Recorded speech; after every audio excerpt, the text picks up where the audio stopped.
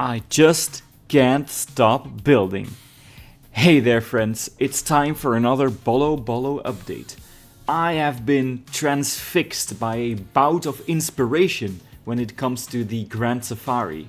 So, as I've been feeling much better over the past couple of days, I have added 2 more habitats to the safari. One for 2 species of antelopes set in the foothills of a small mountain, and one for the charismatic warthog. On top of that, I had some fun building a quaint little restaurant with a unique design. Reservations only, I'm afraid.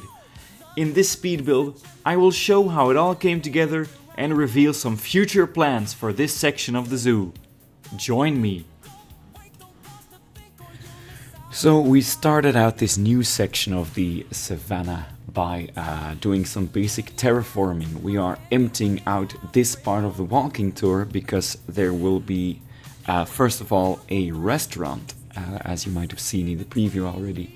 A funny little building that is sort of meant to evoke the look of that rock arch that you see over there. And then there will be a sort of sunken warthog habitat, which from the ride you can't see very well, but from the walking tour it is the main highlight. So we're going to hide these staff facilities in the middle. Perhaps it's a bit cumbersome. Perhaps I could have kept this like a flat zone, and I might still do that in the future eventually. But for now, I feel like this hill looks fine and it looks thematic and it sort of brings the area together. Because if it was one full flat area, I think it wouldn't look that good. So we're just adding some plants and some rocks to the hill to make it look somewhat natural. Create another very basic retaining wall. I'm not really expanding much beyond just building a retaining wall here because, well, you're not supposed to see this as a guest. As a guest, I want to hide this as much as possible.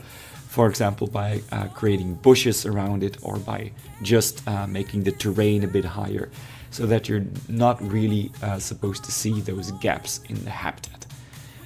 Right, then we are going to start adding the null barrier because there's 3 habitats yet to remain on part of the savannah area.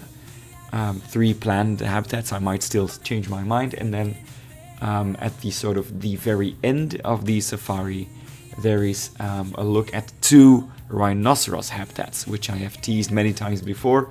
It is probably going to be something I will start and scrap and start and scrap again because I have some cool vision in my mind, but it's going to be quite a challenge to make it all come together nicely because we're talking about the walking tour that gets a sort of a view of the rhinos.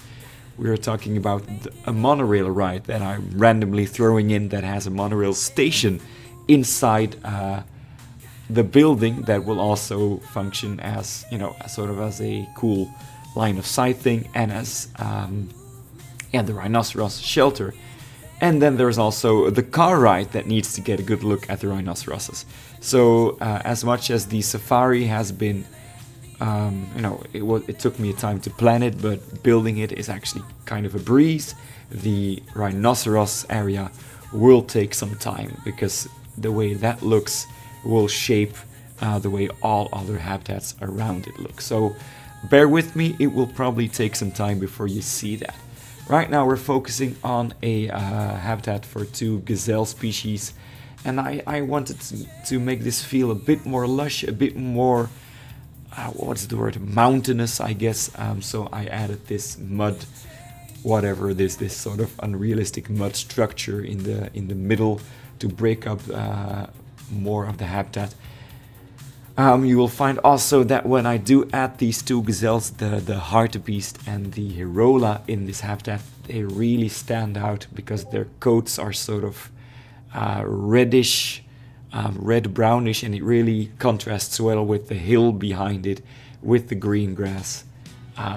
Then we built the restaurant. I'm not going to say it's an amazing building, it's actually rather small, but I'm still adding this to the recording because I wanted to challenge myself and really create a building that was not just a rectangular box. So I wanted a restaurant that sort of the concept is that you walk through it during the walking tour and you see the tables to your left and you're enticed to reserve a time slot there, because you get a very good view from the restaurant of the cheetahs, a pretty decent view of the giraffe section, and a nice view of the gazelle to your right as well. So that's a pretty nice view, and I'm going to add like dividing like ropes and a sign that says reservations only, just to ensure that only the people who, you know, pay good money can eat at this restaurant. I think Bollo Bollo, if I really think about this place is probably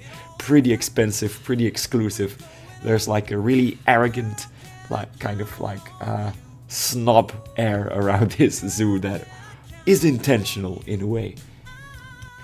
It is time for you to meet the 3 newcomers to Bollo Bollo. We're going to start with the red hartebeest. They are a subspecies of the hartebeest, which is a large African antelope. The red hartebeest, this particular subspecies, lives in southern Africa, and it is an animal considered of least concern. They have a population of over 130,000. They are notable for their pretty colorful red tint and their striking long face and complex curved horns. Hartebeests, of course, feed on grasses, which is evidenced by their long snout, which really allows them to graze effectively. So they eat plenty of grass. And in terms of prey, of course, they are prey animals, so lions, hyenas, leopards, cheetahs, and even Nile crocodiles might attempt to catch these guys. So they're found mostly in southwestern Africa. The other gazelle sharing its habitat is not quite from South Africa. It is actually a very, very rare antelope.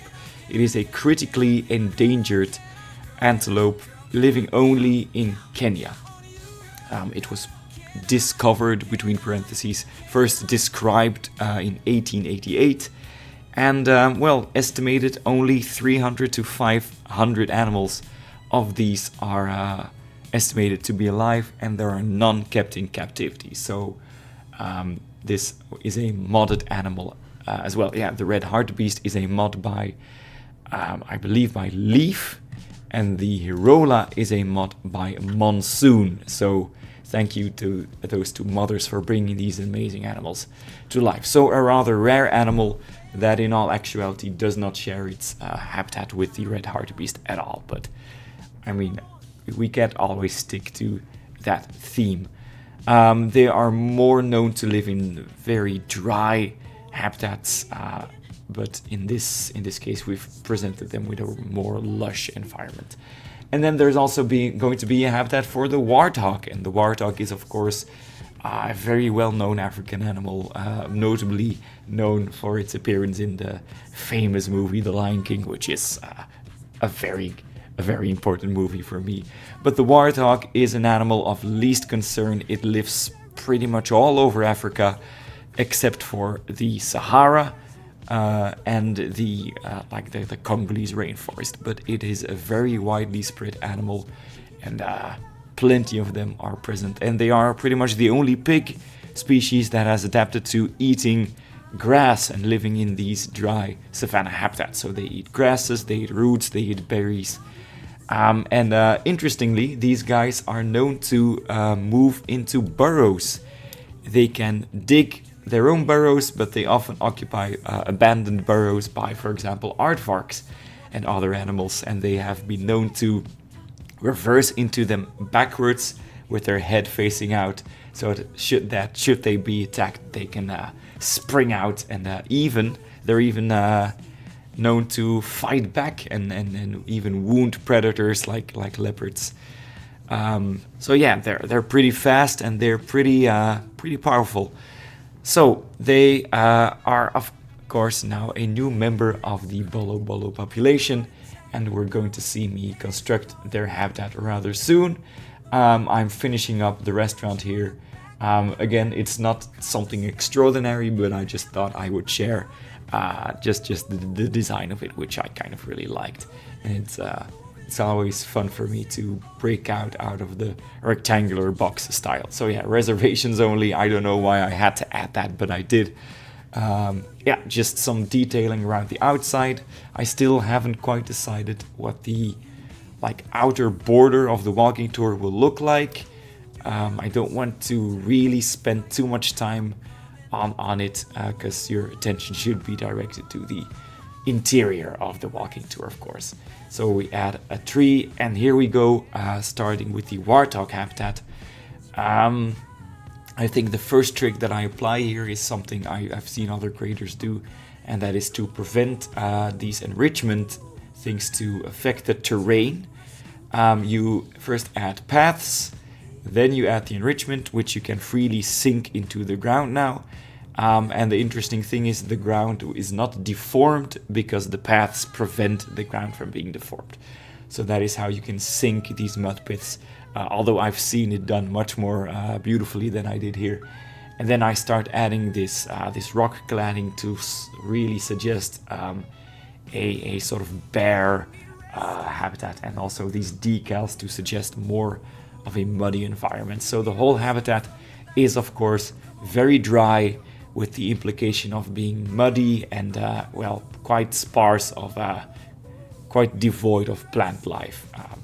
But I seem to recall that during recording I haven't added an actual tree or any form of shade in the habitat, so when you see the cinematics I might have decided to go for at least one or two more subtle, smaller trees that the warthog could realistically enjoy the shade of, and maybe even add a burrow. Now that I just mentioned that they use burrows, I might add one in here, which they can't use in the game, but yeah, I think it has some educational value for those viewers. So we add the dry variation of the plants here.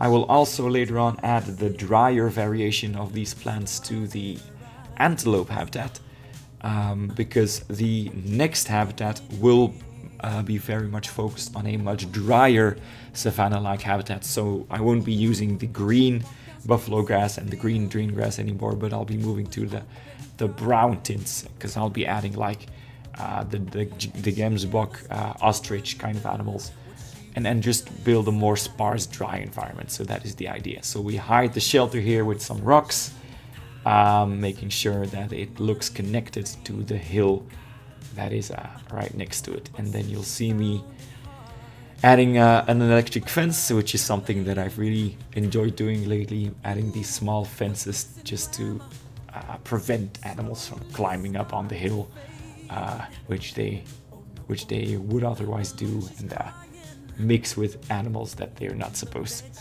So we add another moat here that I will do a better job of hiding in the future when I build the next habitat.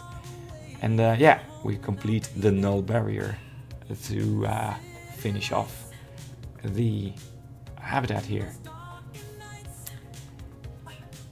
And then we go to add the, as I said, the drier vegetation. And if you've noticed by now, yes, my voice, it's the end of the week and I'm kind of losing my voice, but I wanted to record anyway. Maybe it has added a certain quality to my speaking. I don't know, you tell me. We add some nice shades here for you to view the warthogs, which I really like the look of, kind of modern. And then we will add some more supports, and then some blue benches for you to sit on, and some planters. And that pretty much concludes the speed build portion. As I've already given you a glimpse of the future, and it's going to take some time. What you see right there in the background is going to change considerably. I am struggling with it a little bit because it's just a big build, and I'm trying not to hype myself up too much for how it will look, because I don't want to disappoint myself. So yeah, it has been a lot of fun building this, and I will see you for the cinematic tour of this environment. See ya!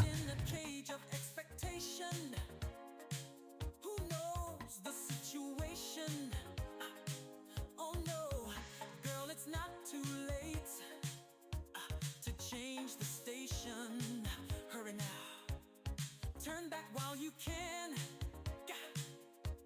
and find salvation.